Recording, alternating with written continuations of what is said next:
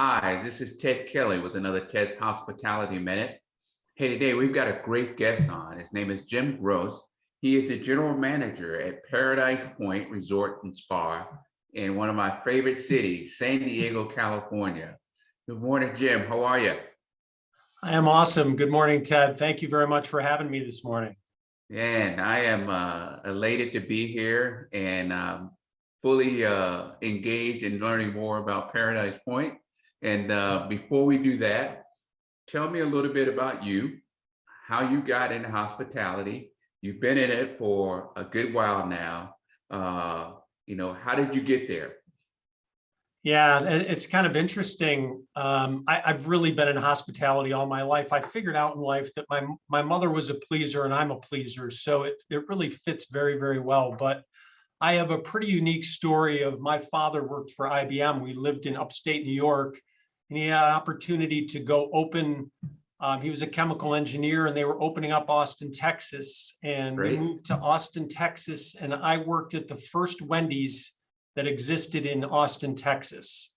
Oh, wow. So started my hospitality career at 17 years old and have been in it ever since. Most recently, because I have a long career of being in a lot of great places, but most recently I was with Davidson Hotels and Resorts, which I'm with now, and I was at the Don Cesar in St. Pete Beach, another great location in Florida. And then I went to work for Graduate Hotels, AJ Capital Graduate Hotels. I don't know if you've heard of that brand, but if you haven't, you should look at it. It's a great brand. I worked with them for a year and then came back to work at Paradise Point Resort and Spa.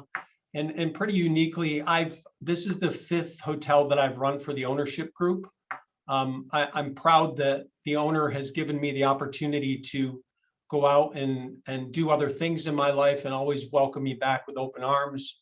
And this is a great project, a great hotel.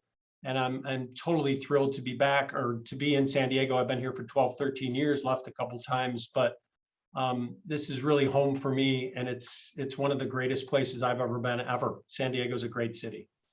Wow, that is awesome. So the Davidson Hospitality Group are great guys. I don't know if you know a guy named Kevin Filer over there. You know Kevin? I don't know Kevin. Okay. I don't. Yeah, but we're doing some work for Kevin and those guys over at the Grand Hotel over in Mackinac Island. Oh, I do know that hotel. Yeah. Yeah, and it's a fabulous hotel. I mean, so much history, and it's just a different world when you get over there. But it's a beautiful spot, and it's a challenging work, but it's a beautiful spot. Must go sometime. So let's move along. So tell me a little bit about Paradise Point and how you guys have been faring since COVID. I mean, what changed kind of, and I guess your booking window and maybe some of the other areas of your business as a result of COVID?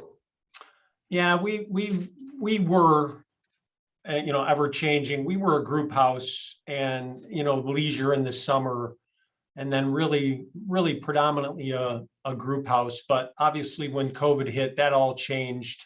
We shut down for several months, but when we opened back up, we were extremely busy. We fit well for what happened during COVID. So we have 132 individual bungalow buildings. You drive right to your unit. So really all you have to do is go to the front desk. We're on 44 acres. We have 5 pools. We have outdoor activities. We're on the bay, so we're on the water with botanical gardens. It's really a spot that looks like you've come to Hawaii, but you don't have to get on a plane. So wow. It's a really unique spot, and really it's worked out really well through COVID. And we've been extremely busy. Wow. That is awesome. I like that part about looks like you're going to Hawaii without having to get on the plane, because that flight can be really brutal when you're trying to get over to Hawaii, man. That's a very long flight, man. But that is so good to hear. So you're separate bungalow units. It's almost like a world away, but you're right in San Diego. Man, that is interesting. Have you guys had tough times finding folks to work, you're hiring people. Are you guys getting some of the same challenges that the rest of the industry is seeing out there, or is it not as bad for you? No, I think we're all in the same boat. We're having challenges with housekeepers. We're having challenges with server staff. We're having challenges with really cooks. Cooks has been the main one besides housekeeping, and it feels like some of our people, our core people, have just left the industry. I don't know. There's so many other things to do while working at home. So many opportunities for people to not have to go to work anymore, and we're caught in that, and it's a scary thing for moving forward because we're challenged every day to find people. And even we deal with a lot with contract companies, and we deal with J1s where we get people from Poland and Right. and other countries, and that's tricky too. So it's a little bit nerve-wracking how the industry moves forward, how we start recruiting people and getting people excited to be in the hospitality industry again. It's certainly challenging. I'm sure you hear that often. Yeah, yeah. Everyone that we've spoken with are having similar challenges with finding good help, and people that want to work. I think we're in this lifestyle thing now where folks are trying to decide what's more important, and I don't know how it's going to play out, but I think you're right on the point about a lot of the people have probably left the industry because the hotel industry was hit so hard, 2019, 2020. Folks had to find an alternative career. Right. And you might have long-term hospitality folks that had to find something in a completely different industry, and now they found that, oh, this industry is not that bad. I'm off on the weekends.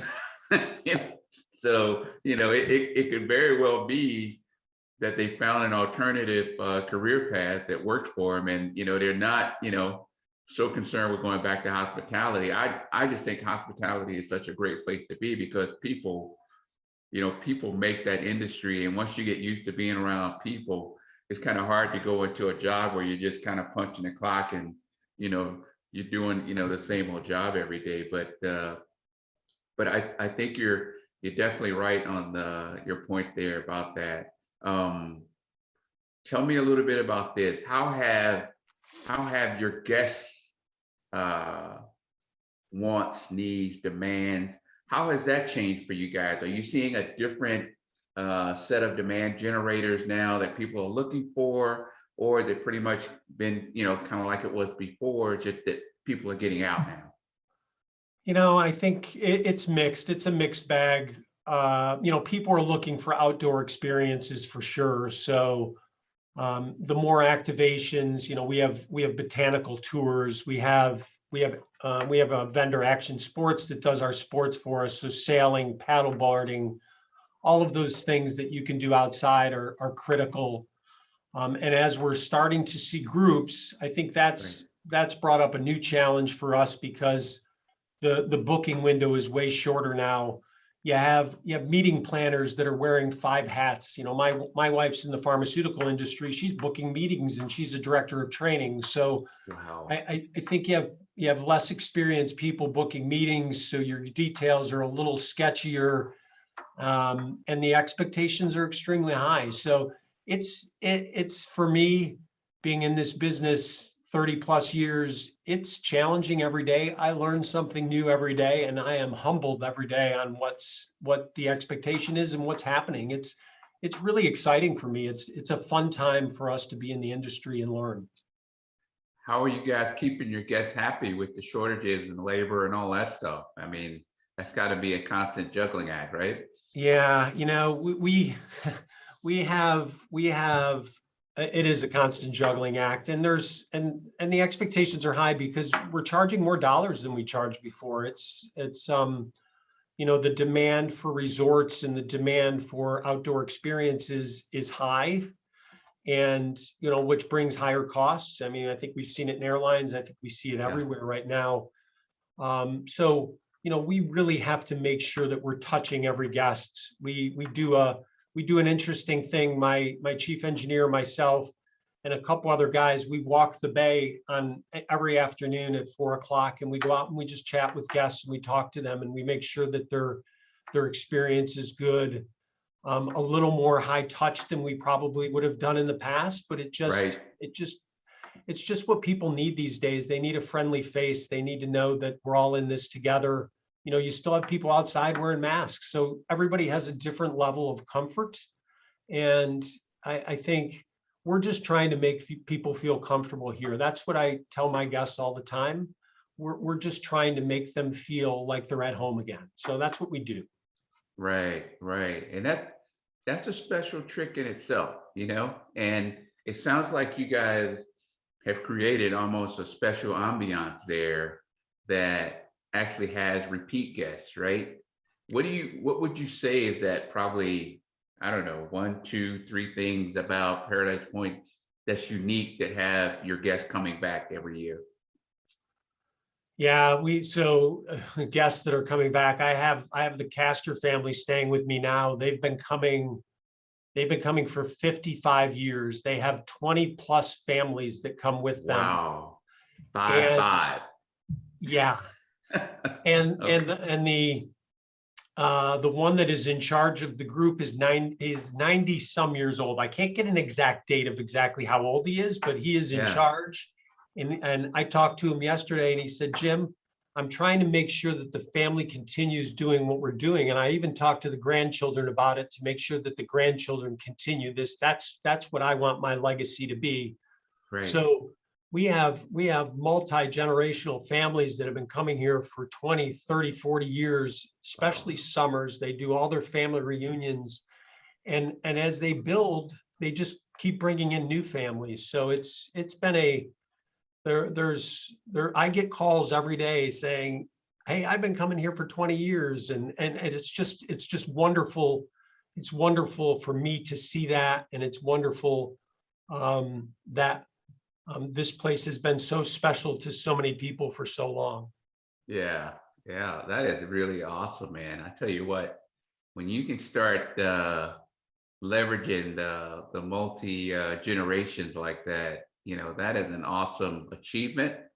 And that says a lot about your hotel there and the folks wanting to come back and stay with you. And I think at the end of the day, it's really, you know, the Paradise Resorts brand that's probably selling those folks and bringing them back every year. And you guys have created it. And the thing about it now is you got to keep it going and finding new ways to keep them coming back, right? Oh, absolutely. Yeah, I know I was listening to a couple of your podcasts, which I enjoyed a lot. And at some point here, we're supposed to become a Margaritaville. So Really? so we'll become one of the West Coast Margaritaville resorts, probably in another year and a half, but we'll continue to grow. We'll do some renovations and it'll be a really nice thing moving forward for Paradise Point. Well, definitely keep us in mind when it comes to the renovation world. That's the space that we play in, and we're always looking for exciting and new projects that we can sink our teeth into. I always love seeing the before and the after on projects because it's like you're really transforming it to a different world. So, and I love the Margaritaville concept, and I think that's probably one of the most exciting brands, up and coming brands that's out there. So kudos to you guys for moving in that direction. All right. We're So excited. tell me this, is there a particular time of the year folks should look to try to visit your hotel?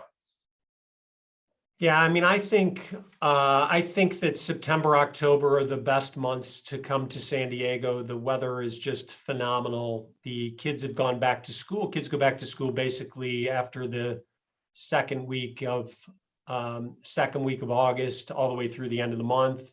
Okay. And then it's just a really nice time to have a little less people here and great weather in San Diego, and obviously still plenty to do. Okay. Well, awesome.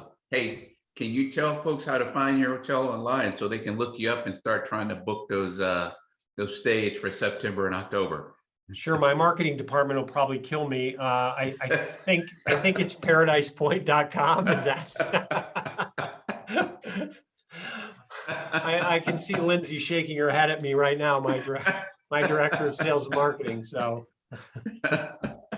we'll definitely put a link to it on the podcast so folks can find it there if they so choose to do so. But we definitely appreciate you coming on and giving us a few minutes to talk about your fabulous resort there, and looking forward to hearing great things and seeing how things continue to go, man. I'm scratching my head now when you said you got 55 years of family generations coming to that place. So you're doing something right out there. So keep up the good work. well, it's been a pleasure. Thank you very much and enjoy your day. And I'd like to see you in San Diego. All right. This has been another Ted's Hospitality Minute. You guys have a great week. We'll see you next time.